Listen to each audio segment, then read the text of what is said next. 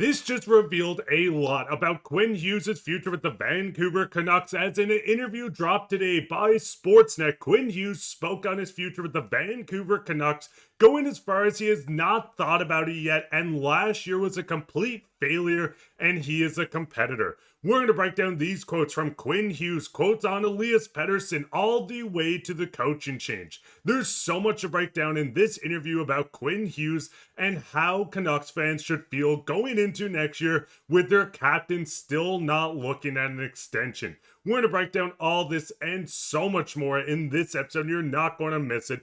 Now let's just go straight into it today, where we do know the elephant in the room. Quinn Hughes does have 2 years left. He cannot sign his extension until next year after July 1st or going into July 1st. So everything is leaning up to what happens this year with the Canucks. Now, the first thing is this interview that just dropped by Sportsnet, where Quinn Hughes sat down and spoke on his future with the Vancouver Canucks, and he said he hasn't made any decisions about a long-term future with the team. Now, this will be linked down below, and we're going to get straight into what his future is. But before we do this, we do get a lot of quotes from Quinn. The first one is talking on the coaching change. He was a great person that cared about his players, but a lot of things that were exhausting for me last season were probably twice as exhausting for him. He had a lot of plate. It was tough to see him go. Now, this was Quinn Hughes speaking on Rick Tocchet last year and his departure from the Canucks.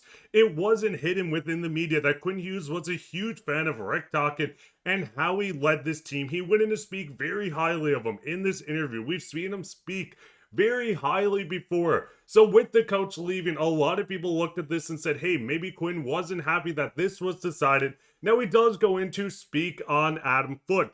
I had my 2 best years with Footy as my D coach. Another guy you can walk into the office and shoot beep with.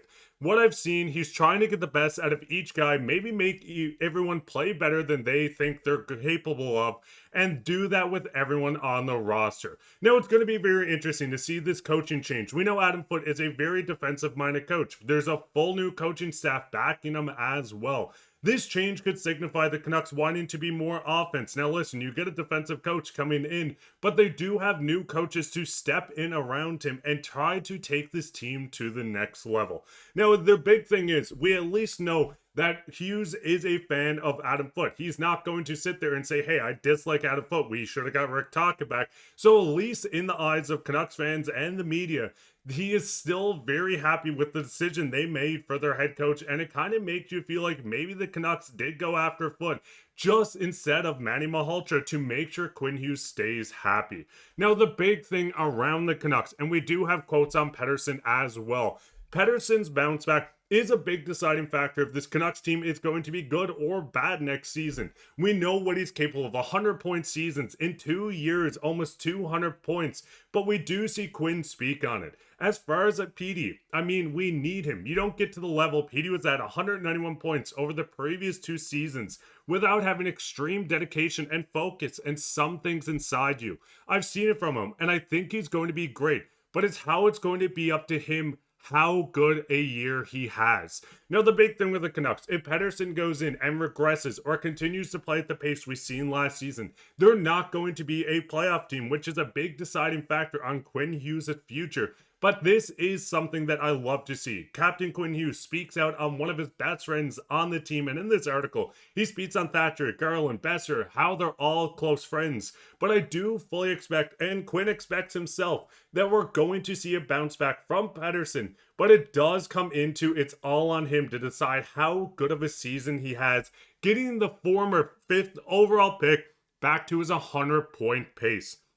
Now with the Canucks, there's a lot of things hinging on this season. We're going to see a lot of new faces get more increased ice time. Evander Kane stepping into this lineup. We're seeing Kiefer Sherwood hopefully replicating his 19-goal season. But the big thing is, and getting into Quinn speaking on his future. I will say last year was not fun. It just wasn't. But I'm really a competitive guy. Last year was a failure, so I'm trying to bring my best. Try to be a great leader and help my team get in the playoffs. Who knows what that can do, and who knows how I'll be feeling this time next year. It's still a year away. Now, the big thing is Quinn Hughes has made it very clear he doesn't care about the noise. He's not going to let people speaking on him dictate how he's feeling. but seeing him speak on this Canucks team that was a quote-unquote failure last season, as he's a competitive guy, does make everyone feel like at the end of the day, if this Canucks team is not successful, there's a very good chance that Quinn Hughes ends up walking. Now we know Quinn Hughes is the franchise guy, the best defenseman in the NHL. I don't care about Iain MacIntyre being voted that this season. We know how good Quinn Hughes is. We know how much he changes this team. This team needs to figure it out, and it relies on him, Elias Pettersson, and every player below them. Now, we know last season, missing the playoffs by 6 points as the St. Louis Blues went on a hot run. Minnesota sneaking in as well. With the Canucks missing the playoffs, this was a season that fans were not happy about, and neither was the team. We see the entire team speak on how they want revenge. With this team missing the playoffs, if this happens again, there's a chance the Canucks need to start figuring out a lot. And listen, this is going to rely on Patrik Allvin stepping in to say, hey, we know what we need to do. We need to get into the playoffs to make Quinn Hughes happy. This might be a year we need to start moving out assets to bring in players, including a 2C, to get them into the hunt. Now, Quinn continues on and he says, I'm very present. I can't even sign for another year, so there's nothing I can do. As far as the noise about his future, I can handle the noise. That's why the captain of the team, because I can handle these things and I can play at an elite level and it doesn't matter what's going on around me. Now, he does continue on, and I don't have the full quote on this, speaking how he wants to make sure he helps out everyone on this team with the noise around them. He wants to get them to an elite level. At the end of the day, Quinn Hughes just wants to win. He wants to be a competitive team. He's a competitor. He wants to play with his friends. But the big thing with the Canucks, they do have leverage. Listen, a lot of these quotes make you feel a little wary. I mean, him saying he's a competitive guy.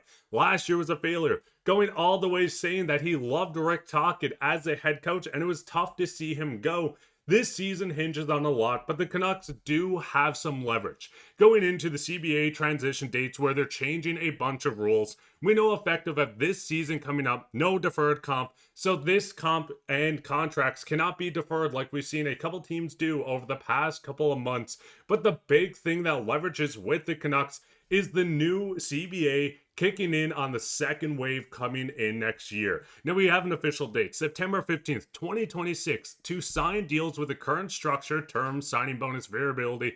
All deals signed after September 16th will be subject to the new CBA. So with this rule change, what it is, the Canucks can offer Quinn Hughes an 8-year extension at whatever they want, boatloads of money, back up the Brinks truck, give him the blank check. But after September 16th of next season, if Quinn Hughes does not sign by this date, the max the Canucks can offer him is a 7-year deal, and the max a team on the open market can offer him is a 6-year deal, unless you, of course, trade him.